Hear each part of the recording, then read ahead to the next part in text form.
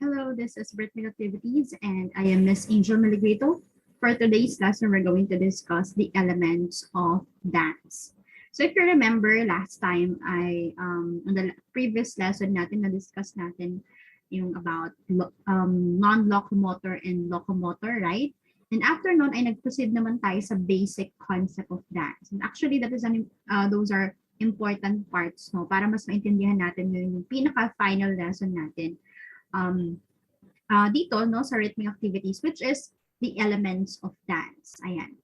Dito naman iikot yung discussion natin. No, we're going to talk about different elements at hindi lang elements, of course, madami pang mga forms, kumbaga, that focuses, of course, on dance naman. Para mas maintindihan natin yung, kumbaga, in a deeper no sense kung ano nga ba yung, paano ba natin nasasabi na dance ang isang bagay or isang presentation or performance, no? Ano nga ba yung mga kailangan natin if we're going to perform what we call dance.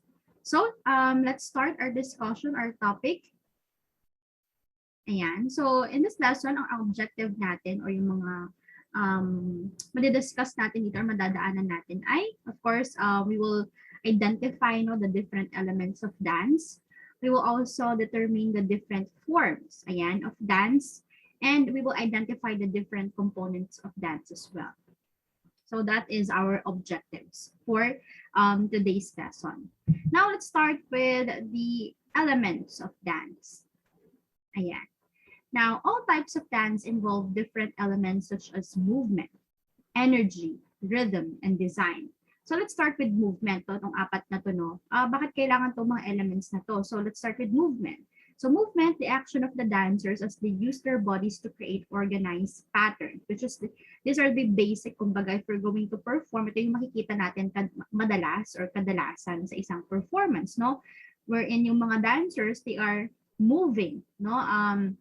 They're using their bodies as an instrument, no, to show different patterns or organized patterns na tinutukoy natin or choreography, kumbaga, through movement, no, nakaka-create sila ng iba't ibang mga patterns na tinatawag natin. And then second is we have energy. Energy, it provides the force needed to perform movement. And of course, sa isang performance, meron niyang tinatawag nating energy at kailangan yun, syempre. But later on, we will clarify ang ibig sabihin ng energy dito because when we say energy, baka ang iniisip natin is maging hyper, yung mga active masyado na sayaw. So of course, as we all know na may mga sayaw din na hindi ganun ka-hyper or active. May mga sayaw na just solemn and, slow ang pacing. So ang energy nagkakaiba-iba din yan. Depende sa tinatawag natin na form ng dance, no? Kung anong klase ng dance yon. Pero lahat ng dance ay merong nitong energy, nagkakaiba nga lang ng level. And then the third is rhythm. Rhythm is a pattern of timing around which the dance movement is organized and related to the rhythm of the accompanying music. So of course, we know we need rhythm, no? Pwede part to ng beat or accent na naririnig natin or specifically music, no? Na sinasabayan natin ng movement or dancing while we're also listening, no, sa music or rhythm na tinatawag din natin.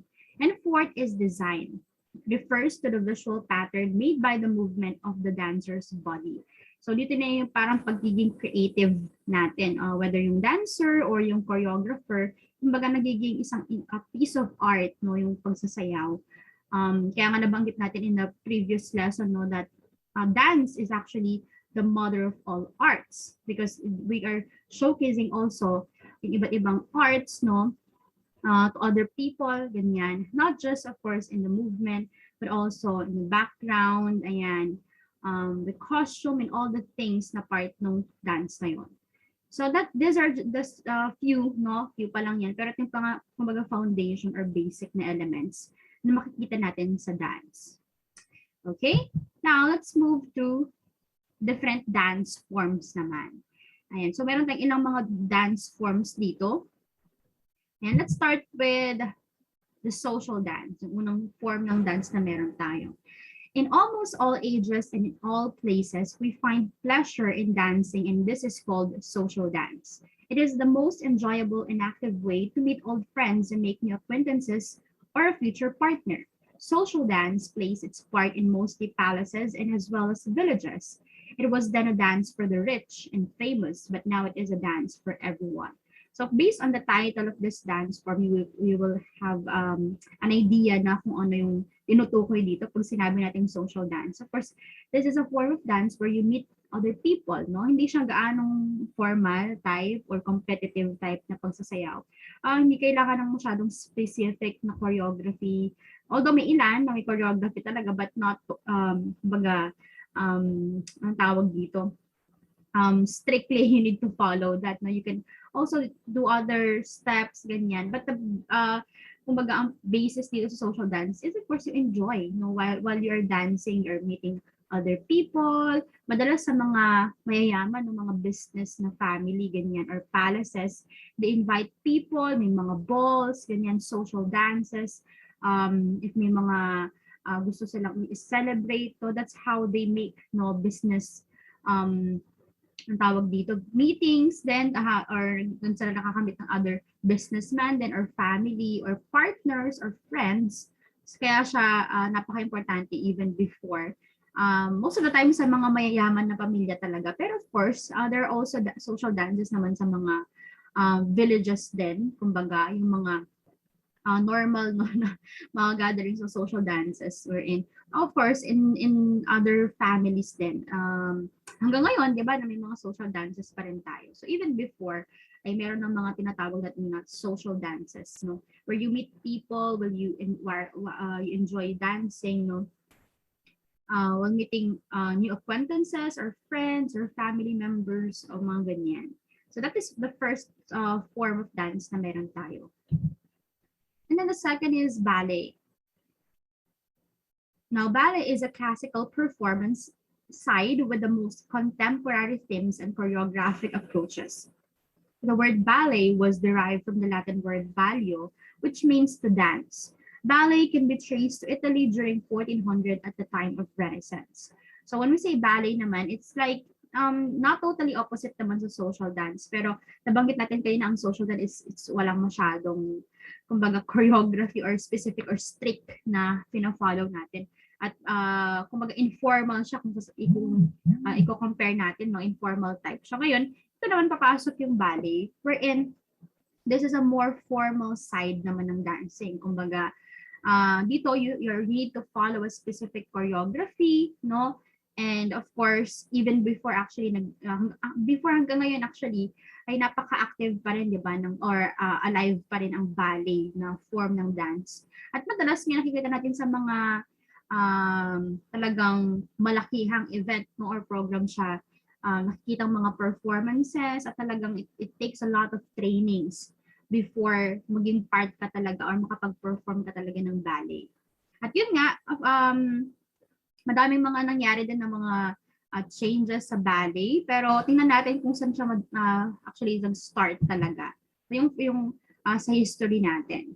So here, as you can see, is a picture of what we call the Ballet Comique de la Reine, and it was considered the first ballet performed in 1581 in honor of a royal wedding. So just imagine, no, based on the painting, you will notice palang sa damit pa lang ay sobrang layo na sa kinikilala natin na ballet ngayon. Which is, of course, makikita natin dyan yung transformation na nangyari sa ballet. Pero it's good to see din yung pinagsimulan niya, no. It's not that formal pa yung lugar. Hindi katulad ngayon, di ba, na talagang in theater, ganyan. And a specific talaga na private, no, na place, kumbaga. So again, that is ballet, the second form of dance na meron tayo. And then the third is we have modern dance. Now, modern dance is often referred to as contemporary dance. This is highly individualistic and is a diverse form of artistic expression which condemn the formality and sterility of the traditional ballet. So actually, itong modern dance ay nanggaling, ay pinanganak siya galing sa ballet. Nagkaroon ng modern dance because or contemporary dance na tinatawag natin dahil may mga ilang mga dancer na hindi, kumbaga, they cannot fully express themselves in ballet kasi nga babalikan natin yung ballet, it's strict, no, traditionalistic, medyo yung approach niya And let's just say that may mga ilan that they cannot really fully express yung sarili nilang emotions sa ballet, at you need to follow talaga yung choreography or kung ano man yung needed dun sa sayaw ni or ballet. While here in modern, it's more like let's say this is where they find freedom, no, to show talaga yung expression nila, hindi na masyadong strict sa pananamit. You can wear most of the time flowy ang pananamit, ganyan. And most of the dancers in modern dance, tinanggal na din yung pagsusuot ng they call it yung ballet shoes, no, which is required talaga kapag nagbabalik. Dito naman, makikita mo pa rin yung pagiging elegant, no, na movement, graceful movement, which is, we can say na galing pa rin yun sa ballet. Pero inadapt pa rin dito, kaya nabuo tong tinatawag natin na contemporary dance, no. Hanggang ngayon ay sinasayaw pa rin, but with more like the dancers can really freely, what we call it, express yung sarili nila, no, and tell their own story din in the new form of dance na tinatawag natin na ngayon ay modern dance. Ayan. And we also have classical dance. Now, classical dance are dances with standardized rules and restrictions. Classical dances often narrate stories based on mythology, historical events, and legends. Now, the dances here are common among Asian countries where drama, music, and dance are closely interrelated, relying on symbolic gestures, masks, or elaborated makeup and magnificent costumes. So if you remember, nabanggit natin sa previous lesson, which is the basic concept of dance, na in every country or location, no, napaka-importante ng dance kasi it tells not just hindi lang yung na-showcase yung galing ng mga nagpo-perform, but even the culture of that specific place. Kaya napaka laki ng role ng dance sa isang lugar, no, sa bawat bansa, kasi doon mo nakikita yung culture nila. So isa sa mga example no na form ng dance ay ang classical dance, kasi diyan makikita natin yung story on that specific place, their belief, no, mga historical events na nangyari sa lugar na yun, even legends and mythology, using dance, no, as in a way na doon nila na-showcase or nakukwento yung nangyayari. Kaya nga ito, madalas sa atin, sa mga Asian countries, ganyan, may mga drama, hinahaluan nila ng drama, of course, music, and of course, in dance, through movement. At yung mga movement nila ay napaka-symbolic. It's not just simply moving, creating patterns. Kumbaga, bawat step ay may specific na meaning, no? Even yung mga costumes nila ay specific din. Kumbaga, meron ding mga tinutukoy, kaya nga makikita natin na napaka-elaborate din ng costumes, ng makeup, and all the na matawag dito, mga props na ginagamit nila. So, tinatawag, kaya nga medyo din to, standard din siya, or may mga specific talagang pina-follow kasi they need to tell a specific story, no, na about their culture, kaya napaka-kumbaga respected talaga ito sa isang lugar or bansa. So tinatawag natin to na classical dance. And the next is we have folk dance naman, another form, no? Folk dance is usually performed by a group consisting of members of the community dancing their traditional and popular dance. More specifically, the term folk dance tends to be applied to dances originated by agricultural people for secular and sometimes ritual purposes in their places that also have presentational dance or art form of dance. So, this is close naman sa atin kasi sa Pilipinas napakadami ng folk dance, no? Pero bakit nga ba nagkaroon ng tinatawag nating folk dance? At ano yung about dito? So, tinawag siya ng folk dance kasi most of the time it is performed nga in the gathering, ganyan, kung ano yung kung may mga pista, no, fiesta, ganyan, madalas nagpa-perform ng folk dance sa bawat mga ang tawag dito, bayan, no? Kung ano yung common sa bayan na yon, mga minsan anong trabaho ng mga tao doon, either agriculture, no, or pangingisda, madalas pinapakita nila yon through dancing. So, may mga tao, member on that specific community who will, you know, perform that specific dance, no, to entertain other people, to showcase kung ano yung mga ginagawa nila or kung ano yung mga sikat sa lugar na yon. No? So, yun yung tinatawag natin na folk dance, which is hanggang ngayon ay napaka rich pa rin sa Pilipinas at madami pang mga lugar. no? Iba't ibang mga, kung pupunta ka sa bandang norte, may mga specific folk dance din sila. Ganoon din sa bandang Visayas or Mindanao. Kaya makikita talaga natin yung diverse, no, pagkakaiba ng mga folk dance, but specifically they all, no, have different stories then and culture behind that dance. So this is what we call folk dance. Ayan. And then we also have ethnic dance naman. Now, ethnic dance or ritual dance refers to dance performed by specialized ethnic groups. No? Such dances that tend to be highly traditional and linked to their social customs and traditions or religious practices and beliefs. This stylize their movement and presentations, and ritual dances for every event in the community's life signifies birth, growing up of a young man, weddings, curing the sick, and burying the dead. Ito naman ay no, napaka-ritualistic naman na dance or type nito na most of the ethnic groups no, tinuturing talaga nila to na sacred form of dance. Hindi katulad ng ibang form ng dance na nabanggit natin kanina, it's just for entertainment, for meeting people, it's more like competition type or formal type. Ito naman ay hindi siya, kumbaga, in that form, no? It is, pag sinabi ng ethnic dance, madalas may napakalalim pa na meaning, no? Based on the belief of a specific group or ethnic group na tinatawag natin. So, kaya mapapansin natin, may mga sayaw talaga na in ano ha, specific ethnic group, may specific na sayaw sila, kapag may war, no? Or after the war, may specific dance sila kapag may pinanganak, no? Kapag may kinakasal, may specific dance sila dun dyan, or feast, or worshiping yung mga gods nila or goddesses na tinatawag natin.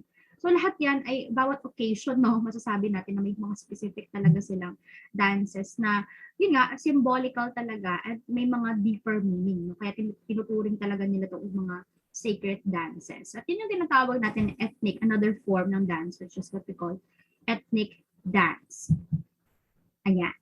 And the next is we have a ballroom dance or social dance. Ballroom dance or social dances are dances intended primarily to get to know other people in attendance to a certain social function. This is the most widespread form of participating dance, while social dances are communal dances performed in social gatherings in any given space. Social and ballroom dances are different form of dance sport, which is being performed in competitions. This is referred to as competitive ballroom dancing. Ballroom dance ranges from the familiar social dances of this decade, such as waltz, tango, rumba, cha-cha, boogie, and others. So, ito, nabanggit natin kayo sa pinakaunang form ng dance, ang social dance, no? Pero ito, it's like a more specific type of social dance. So, tinatawag naman natin na ballroom dance, which is napakalaki din nito, no? Hindi lang siya isang specific na dance ang ballroom dahil iba-iba pa yan. Kung iisa-isahin natin, may iba't ibang uri din ng ballroom dance na nabanggit nga dito, which is merong waltz, tango, rumba, cha-cha, boogie, and others na common din no, sa atin. Na makikita natin no, you're performing this type of dance with your partner. At may ilang mga lugar or bansa na ginagamit ito to meet other people din, no, to build relationship or yun nga, new acquaintances, ganyan. Kaya tinuturing din siya, under pa rin siya ng social dance, kumbaga. So may specific place, no, or gathering kung saan sasayaw yung may mga partner or wife or couple, or kung hindi man, if you want to meet other people, you invite them to dance with you. Kaya nabuo naman itong ballroom dance. At ngayon, actually napakasikat niya, no, to the point na nagkakaroon na din ng mga competition na ang form ng dance ay competitive, kumbaga tinatawag natin na competitive ballroom dancing. So that is a more formal type kasi competition na siya. Pero may mga ballroom dances pa rin na sinasayaw madalas sa mga piyesta, no? Hindi naman masyadong formal yun, or sabihin natin kapag may mga gathering sa family na magpapatugtog, gustong sasayaw ng ballroom, ganyan. So that's why it is also under pa rin ng social dance, no? Yung tinatawag natin na ballroom dance. Ayan. Okay, so those are again the different forms of dances. Now let's move again to the elements of dance. Although nabanggit na natin yung ilan kanina, but let's go back so that we can understand deeper pa yung elements of dance na tinutukoy natin. Elements of dance are the foundational concepts and vocabulary that help students develop movement skills and understand dance as an artistic practice. Ayan. Since dance is actually a form of art, no? But we need to understand, just like art or painting, madaming mga elements na kailangan basic, kumbaga foundation. So, ganoon din sa dance. No? It's not just simply moving, it's not just paggalaw yun nga yung moving, yung paggalaw lang ng paa nung katawan. Na, madami pang mga bagay na kailangan dyan, no? Katulad ng ibang forms ng art. So, ganoon din sa dance, may mga iba't ibang elements din, which is nabanggit na nga natin yung ilan kanina.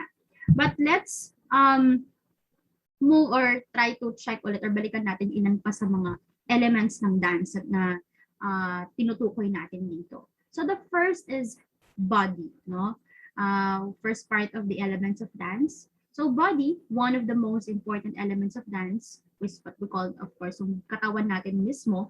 No? In dance, this answers the question of who moves. The dancers feel every figure and shape of his or her body, while others see it. According to Aldis, the body is sometimes relatively still and sometimes changing as the dancer moves in place or travels through the dance area. The dancer chooses what parts of the body he or she will use for the dance. He or she may also choose to use the whole body, and this will open questions on how he or she will decide and use the entire body in moving. So of course, nabanggit natin kayo yung movement, no? So of course, ano ba yung gagamitin natin siya na medium or to move, kumbaga. And yun yung mismong katawan natin, no? Yung body. And just like, kumbaga sa isang painter, ang ginagamit niya ay paintbrush, no? Or ano pa mga mediums ang kailangan niya. Tayo naman ang ginagamit natin to create movement is our body. No? Wherein nakaka-create tayo ng iba't ibang mga figures or shape, no, depende sa desire natin na how we will move, no, or create shapes, ganyan, or patterns, kumbaga. And we can move, minsan yung body natin, we can create movement na mabagal, slow, or fast, no. So that is all because of our body. That's why this is the most important elements of dance. Ayan, so that's body. And then we also have, ayan, under pala ng body, meron tayong initiation. So the use of core, distal, mid-limb, and body parts. Tawag natin doon initiation kapag yun yung part ng katawan natin yung gagamitin natin to move. Patterns naman, upper, lower body, homologous, contralateral, or midline naman na parts. No? Body shape, yan. Iba-ibang shape na may nakikreate natin. Symmetrical, asymmetrical, rounded, twisted, angular, and arabesque. And body systems, like yung ginagamit natin, of course, some of the muscles, bones, no, organs, breath, balance, and reflexes. And inner self, like senses, perceptions, emotions, thoughts, intentions, imagination. That is all part of the body, no, na ginagamit natin lahat, no, in different, of course, ways to form, kumbaga, yung pattern na needed natin or using our body. Okay? And then the next is we have action. In order to dance, action is vital. All this defines action as any human movement included in the act of dancing, including dance steps, facial movements, partner lifts, gestures, and even everyday movement. Since dance does not only consist of steps and sequences, pauses, and stillness is also included in the action elements of dance. Action also refers to the technique of the dancer. His or her movement may be choreographed or improvised. This technique have specific names and some names are similar in the meaning, so it is important to know the different terms used in different types of dances. So we have actions naman. So may mga actions na, syempre, ikaw, maggagalaw ka, may mga choreograph yan, different sequence, steps, even yung pagpo-pause natin ay action din yun. Actually, part pa rin yun ng pagsasayaw, no? At yung mga pangalan ng action na ito, minsan may mga specific terms sila. Which is ngayon ay madami na yan, no? Kung if you want to, anong tawag dito, lift someone, may specific na, may iba't ibang uri ng pagbubuhat, di ba? Or if you want to shake your body, ayan, may mga term na shake or sway, ganyan. So, we have a specific name na talaga sa mga action para mas madaling naiintindihan ng dancer, no? Kaya, ayun, nabubuo itong tinatawag natin na action. So, action ay na nakikreate natin yan through, of course, the body, which is the first element. Kaya connected sila lahat. So of course, because of the action, no, nakaka-create tayo ng iba't ibang mga steps, choreography, names ng steps na kailangan para yung mga dancer ay mabilis na lang napo-follow yung technique or movement. Ayan. So that is action. And then we also have space, another element. It is important for dance to specify the space where the dance will occur. The dancer may move in place or travel from one place to another. The dancer may occupy a small space or a larger space for movement. The dance may reach high places or sink to low places.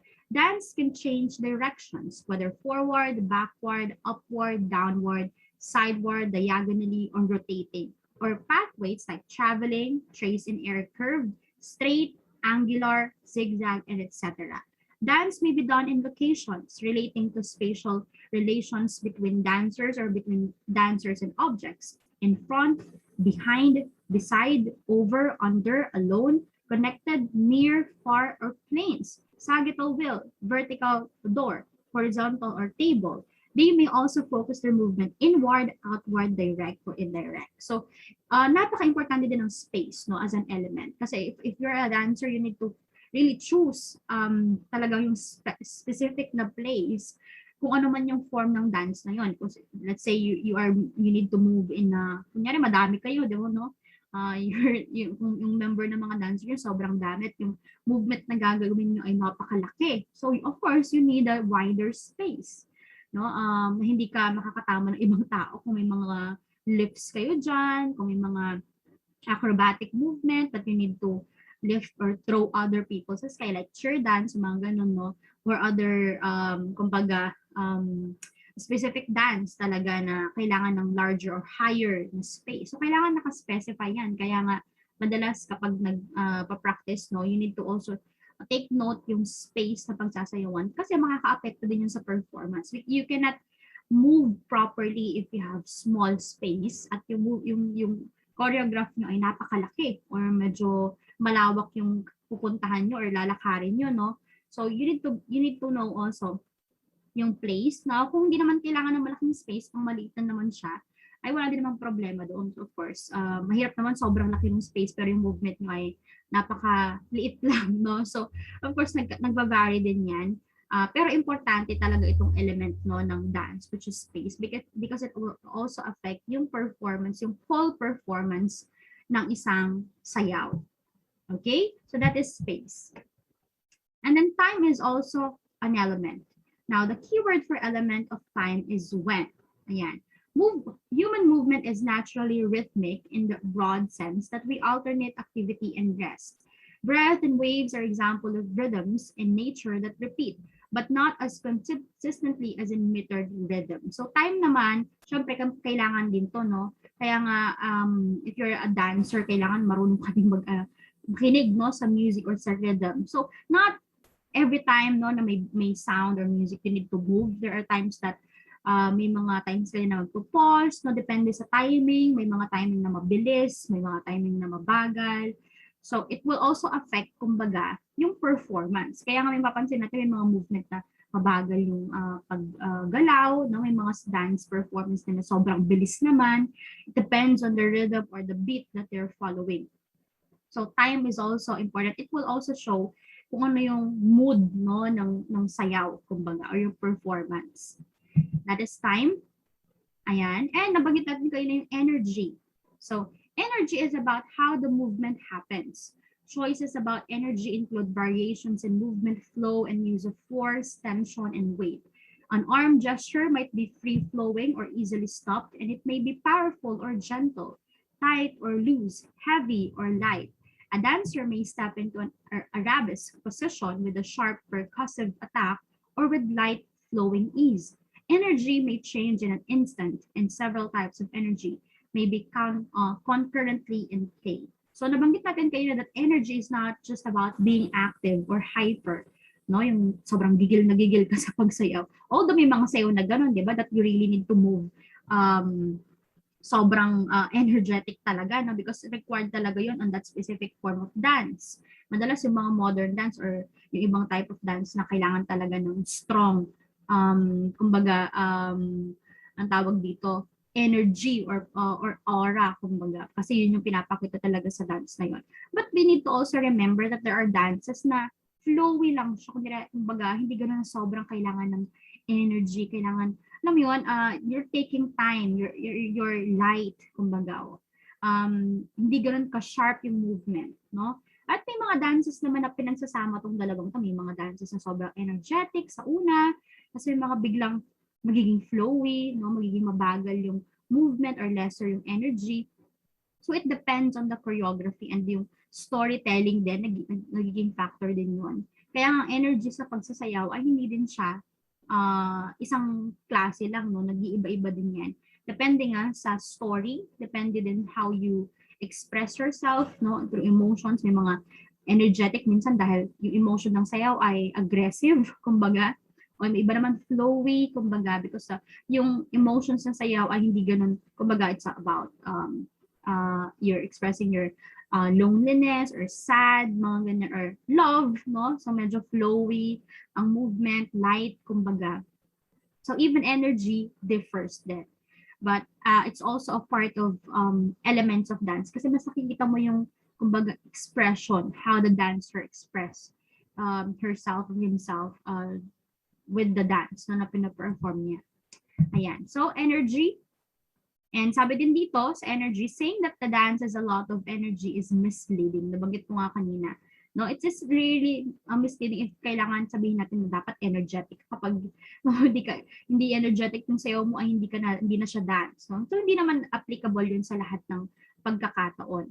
All dances use the element of energy, though in some instances it may be slow, supple, or indirect energy, not the punchy high-speed energy of fast tempo dance. Some types of energy can be easily expressed in words, others spring from movement itself and are difficult to label with language. Sometimes differences in the use of energy are easy to perceive.